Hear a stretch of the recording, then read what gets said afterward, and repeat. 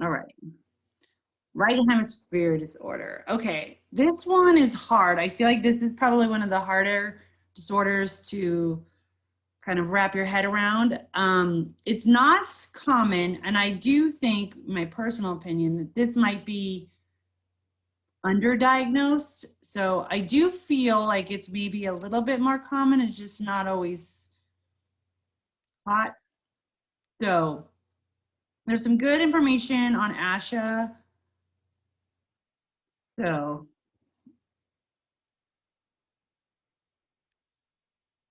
let me pull it up. I don't know why sometimes this, no. Why didn't it take me to right hemisphere?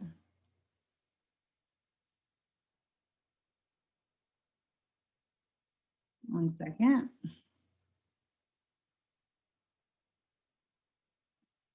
It's brain injury. So right hemisphere is a brain injury. Here, let me go research it in ASHA. I don't, this link changed. Apologize. Oh, if I could spell hemisphere, that might be helpful.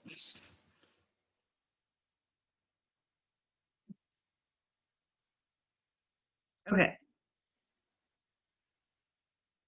So this is my favorite web page on this read and review. So, excuse me, I will fix that link. I don't know why it doesn't go straight to it. Okay. So right hemisphere damage or right hemisphere disorder. I usually call it right hemisphere disorder, but really it's because there's damage to the right hemisphere. So it's an acquired brain injury, and it's usually secondary to stroke or TBI. And truly, why I think it's myth is because we've got syntax, grammar, and phonological processing and word retrieval typically are not affected.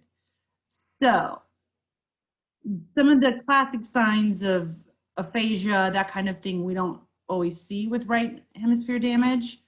But what we do see is kind of maybe some pragmatic issues, some semantic difficulties, and discourse processing. So meaning looking at that narrative piece, can they process all that information together?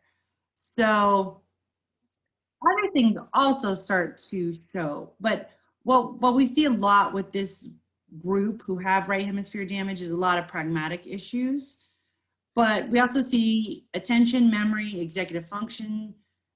Definitely those components can impact your communication, and anosognosia.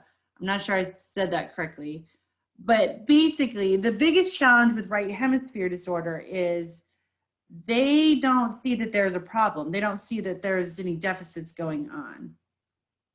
And usually, kind of the easiest way to detect it is when there's visual neglect. So just because you have right hemisphere damage, you don't have necessarily visual neglect, meaning you can't see certain parts in your visual field, but definitely where you kind of can't see that part, kind of there's a visual field that you're not really processing, is definitely kind of that first clue that there's some damage.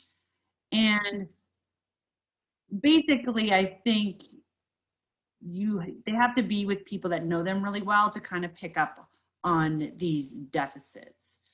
So definitely we can also have what we call kind of that crossed aphasia. So just some other things that are kind of interesting to know. So in a very small proportion of right-handed individuals, the language centers are located in the right hemisphere of the brain rather than the left. So in individuals, let's say they do an MRI and they see damage on the right hemisphere, you still might get some of your classic aphasia, even though it's not affecting the left hemisphere. So definitely what we can see, like I said, it's not common. You definitely need brain imaging to pick up on this. Or these people present as if they have damage in the left hemisphere. So we call it cross aphasia. So let's say they have all the classic signs of like Broca or Wernicke's aphasia, but the damage on their MRI shows on the right side. So they call it cross aphasia. It's kind of a little tidbit too that's interesting, especially if you're doing neuro rehab. What is kind of fun, and I don't know, maybe fun's not the right word, but what I enjoy seeing, I've been working in a rehab hospital, short-term rehab placement, is many times you are able to access their MRIs, or there is detailed information about the damage on their MRI. So knowing what parts of the brain are damaged, you can kind of predict maybe what some deficits they'll have. So truly, that's what's fun about technology now. We can kind of pinpoint where damage is, and we learn more about the brain. So here's some more other detailed information about the signs and symptoms. So looking at, there's some, with right hemisphere damage, sometimes we get some classic aphasia subtypes. And also too is maybe some prosthetic issues. So aprosodia.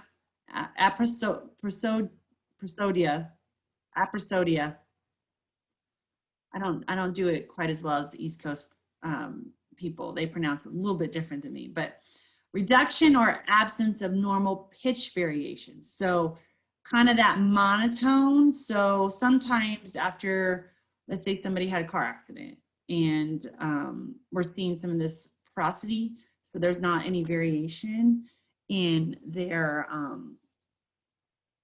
pitch like normally. So it'll be subtle deficits. It won't be blaring apparent things right away many times.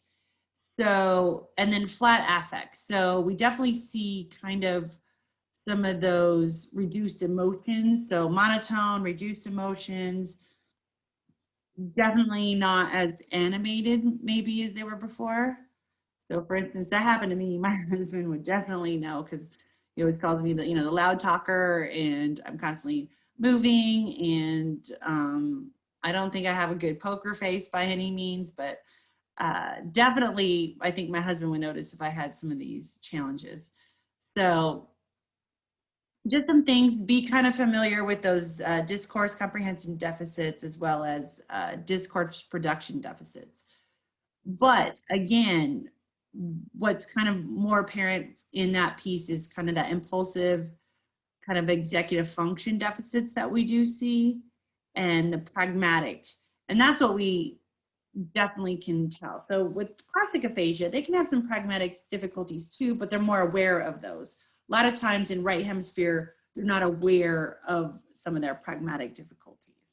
So definitely it's a harder disorder to treat, and a lot of times they don't see the need for treatment.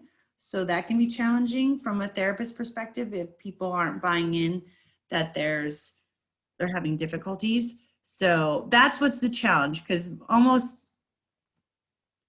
only worked with adults with right hemisphere disorder, and it's challenging because they don't necessarily see the need for it or their deficits. So other things that could be associated could be dysphagia, dysarthria, or some hemiparesis. So if they've got some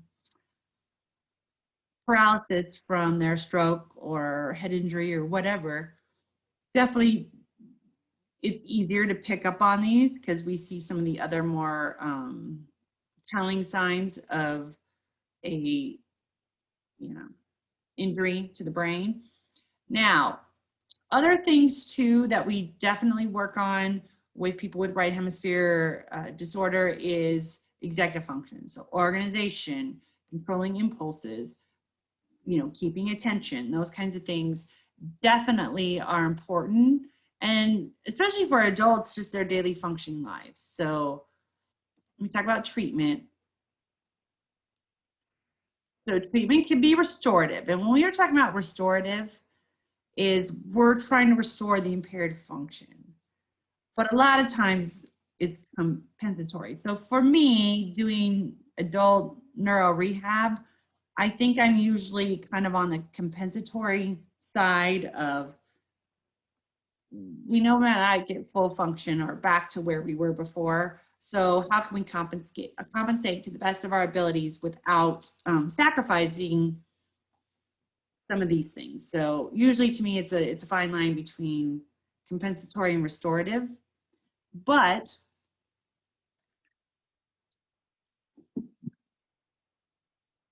the other piece of that is, do I need to focus on executive function? Which a lot of times that's what I do with adult rehab, is really focusing on those executive functioning skills, because a lot of working on that is giving them the compensatory skills that they might need with some of their deficits. So being organized, you know, filling out a list, kind of having some checks and balances in place, following the schedule, those kinds of things are definitely helpful. And let's be honest, some of us need those things without having damage to our brains of some kind. So definitely people at least can, some of those compensatory skills, I think, or strategies, I should say, there's more buy-in for an adult client. They have more buy-in to using compensatory strategies because they might have used those, you know, before they had some type of injury to their brain. So just some key pieces to look at.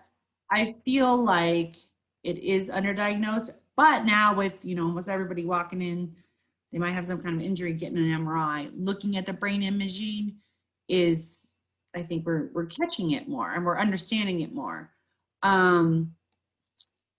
So just some treatment options, treatment for pragmatic deficits.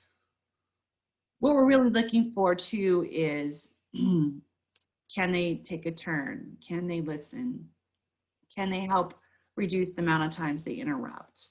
And, you know, can they be in a social situation? Because a lot of times, let's be honest, they're not able to do some of those functional pragmatic things, then they can become isolated, lonely, maybe alienate others. And that's obviously not good for anybody, regardless of, you know, disorder or not.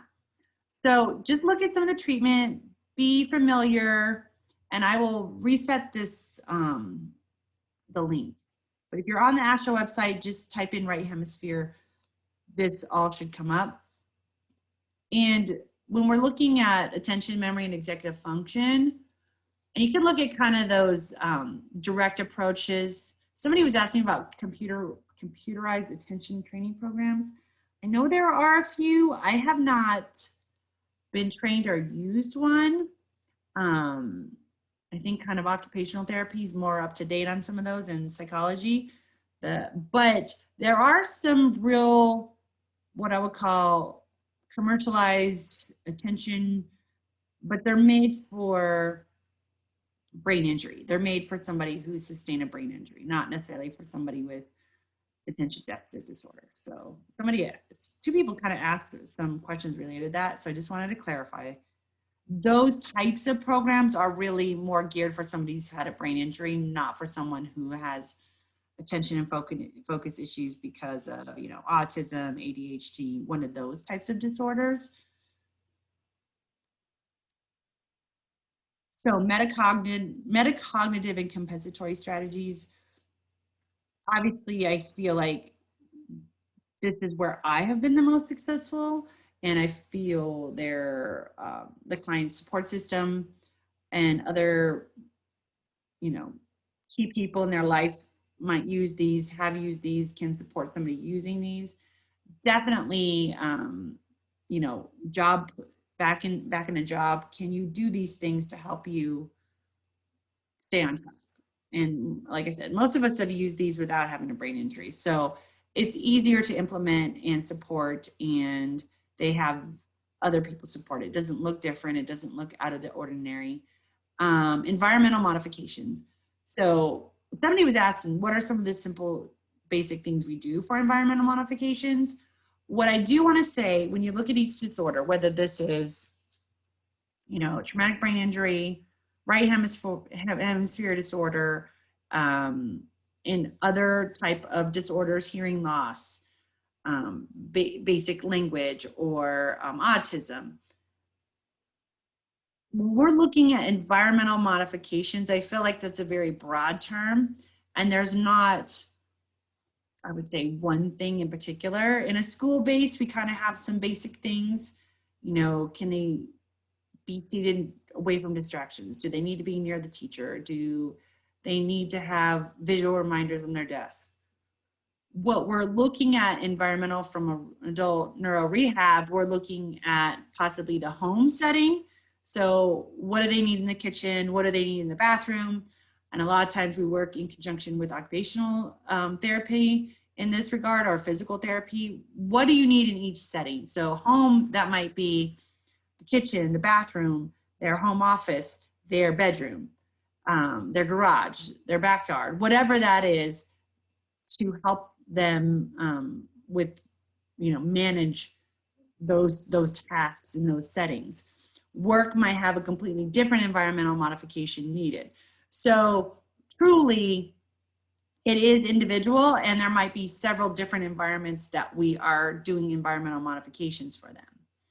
Now, looking at some of the executive function compensatory strategies, that might look the same whether it's at work or home or another setting. So definitely sometimes things are the same regardless of the setting, but sometimes each thing might be really setting specific for that client depending on their level of impairment and what strategies they need.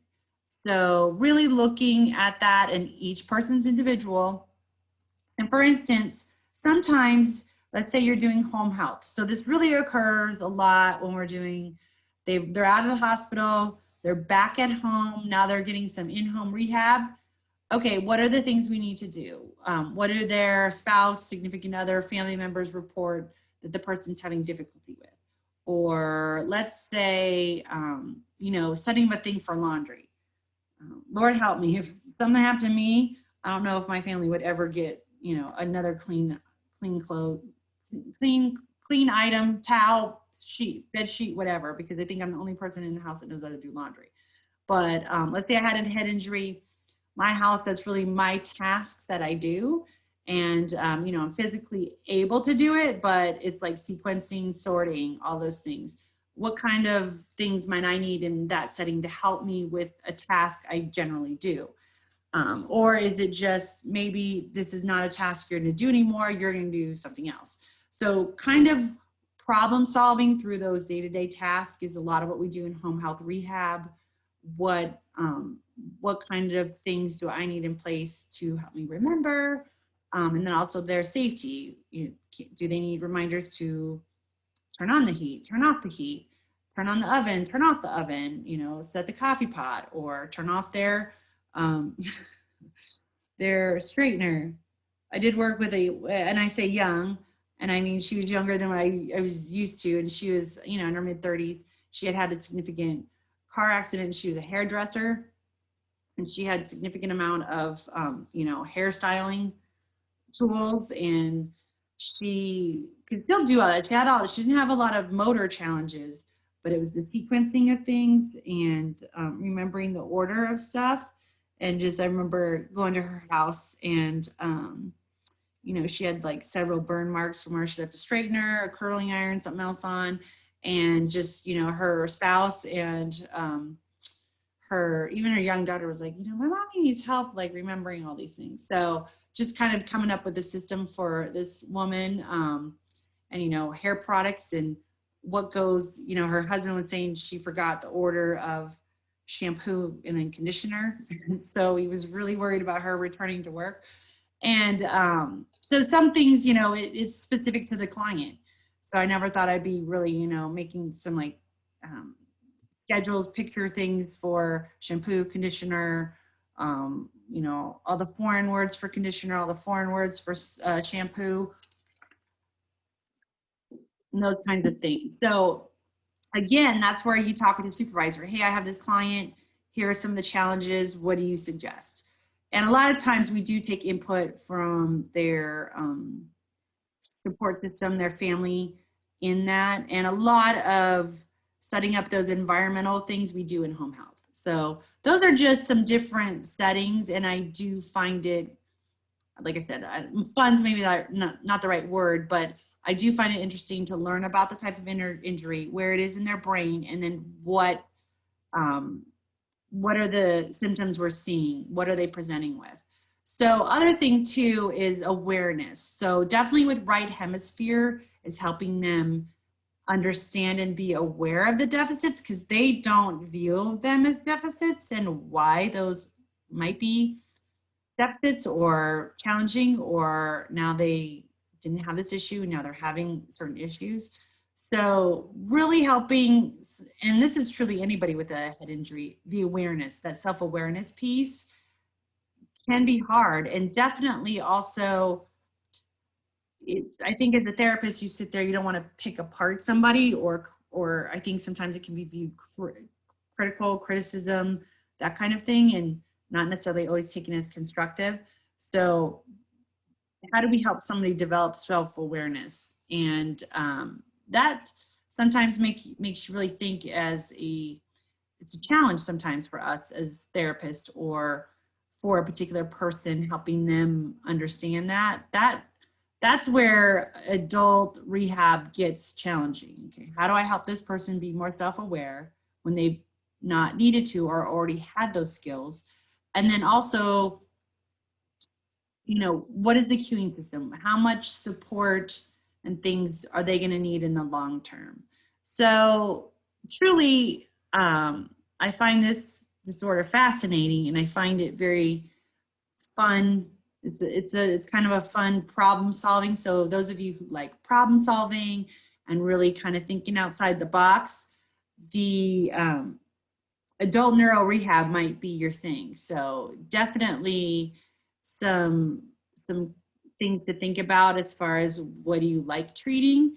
And the fun part about looking at adult neuro rehabs, almost all of them will report, whether it's right hemisphere or your typical aphasia, that they have goals that they want to get better. So as adults, usually they do want to get better, or they have something to achieve too. So I do like that. So definitely read through the treatment.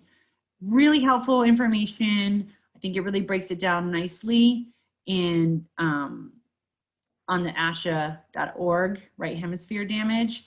And only one other setting, one other thing I want to, incidence and prevalence. So looking at a right hemisphere stroke, and again, I think when we're looking at so 50 to 78% of the individuals with right hemisphere damage exhibit one or more cognitive deficits that affect communication. So we're looking at half the people who have right hemisphere damage, up to almost 80% of the people, they definitely display one or more cognitive deficit after they have sustained this damage. So really, for us as speech therapists, I think it's great that I think it's being diagnosed more and more. I think it's getting caught, and then also seeing how the rehab part, that therapy piece, really benefits this group of individuals. So the good part about, you have a brain injury, a lot of times the brain has the ability to, heal. So, and how do they do that? It's by getting therapy, getting the intervention, supporting this person to maximize their outcomes. So that's what I like about our adult neuro rehab groups. And again, so treatment for pragmatic disorders, a lot of that looks the same across the continuum of disorders.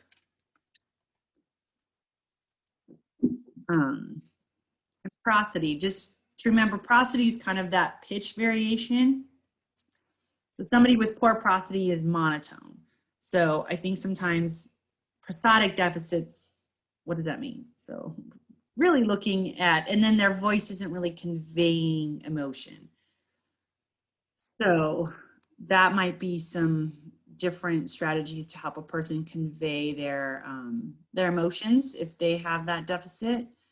And so you can read about unilateral neglect and some of those components. And so service delivery. So obviously what we see is we want to do therapy right after the damage occurs. So typically the optimal time for recovery is that first 6 months, but they do benefit from longer. And sometimes, if they're getting support and they're making improvements, we can usually justify more support for people as far as therapy goes. So kind of look at that. And I think a lot of times neuro rehab is great, clinic-based or home-based.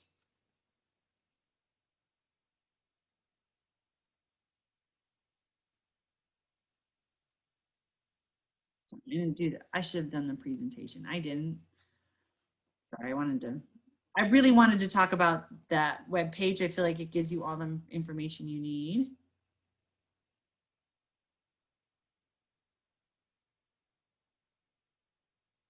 Hold on. No, 1 second.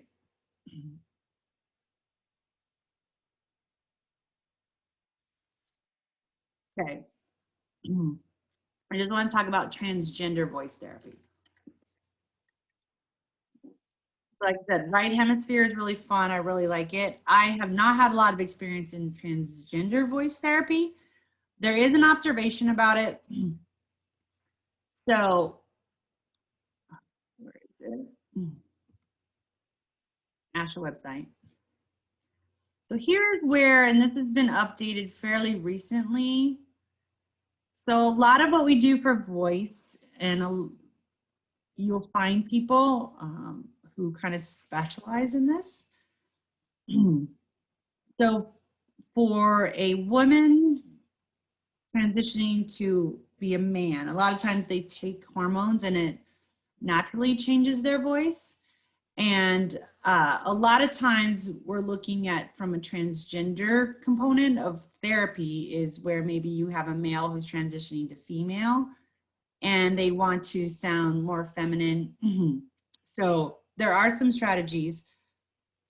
So you might work on some things like pitch, how high or low your voice is, intonation.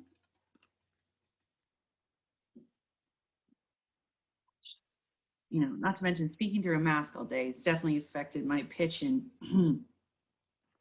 vocal stress for sure. So pitch, resonance, so kind of that nasal quality of your voice, intonation, and then the rhythm, as well as rate, volume, and then other nonverbal things relating. So a lot of times they even work on what I would call nonverbal speaking skills to maybe present as more feminine or more masculine. Like I said, I think females transitioning to males have an easier time because a lot of times the hormones they take for that transition naturally changes the voice. But for a man transitioning to a woman, that's a little bit different. So there are some therapists that definitely specialize on this. I think it's increasing. So there is an observation in Master Clinician on this. So just know, I feel like this is a newer and a growing need that, I hadn't really thought of 20 years ago when I entered the field, but it did exist then. And, I went to Indiana University for my undergrad and they had the Kinsey Institute. So we did have a few voice people who were transitioning, and that was interesting to watch. Especially we had Dr. Moya Andrews. She was kind of really did a lot of research and development of this, and she was my voice teacher in undergrad. So there are a few. There's about 5, I think, well-known speech therapists that have really worked in the transgender community. But so just be aware that's a newer, growing subset in our field. Again, I have never done it, so I am not that well versed, but definitely know that there are SLPs that really want to help, because speaking is part of our gender. Speaking is part of our identity and how we feel about ourselves, etc. So it makes sense that if they're transitioning and making a change with their gender, that they want to speak like the gender they identify with. So those are just some things to think about. Watch the observation that's in Master Clinician.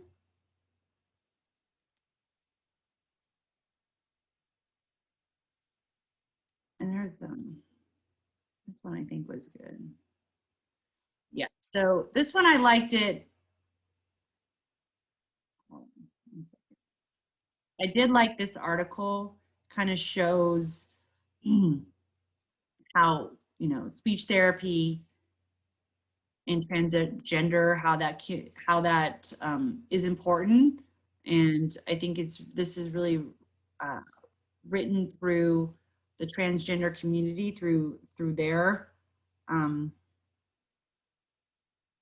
what's the word, not their version, but through their experience with it. So that's why I like this. And really, truly, we also see that a lot of this isn't covered by insurance. A lot of times this is private pay. So like I said, it's a newer up and coming part of our field. It's always been there, but it's growing. That's definitely, yeah. So definitely there's some good statistics in there, and helping these people transition and live the life they envision. So truly, I think there is one therapist in Phoenix that has a lot of clients and has, I've read a couple blogs, but if you want to learn more about that, there's some good links on this read and review. And then let's just talk about our assignments real quick, because sorry, I've been rambling on tonight a little bit.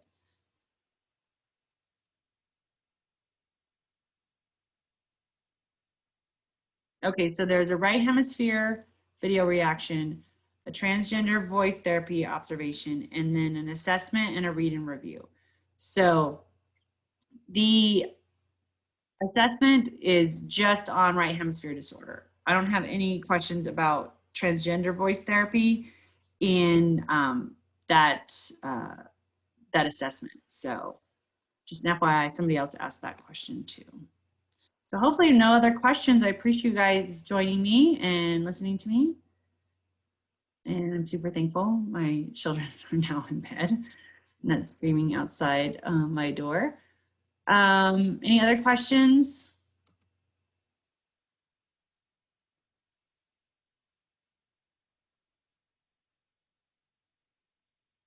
All righty. If not, thank you guys for joining me. Have a good night.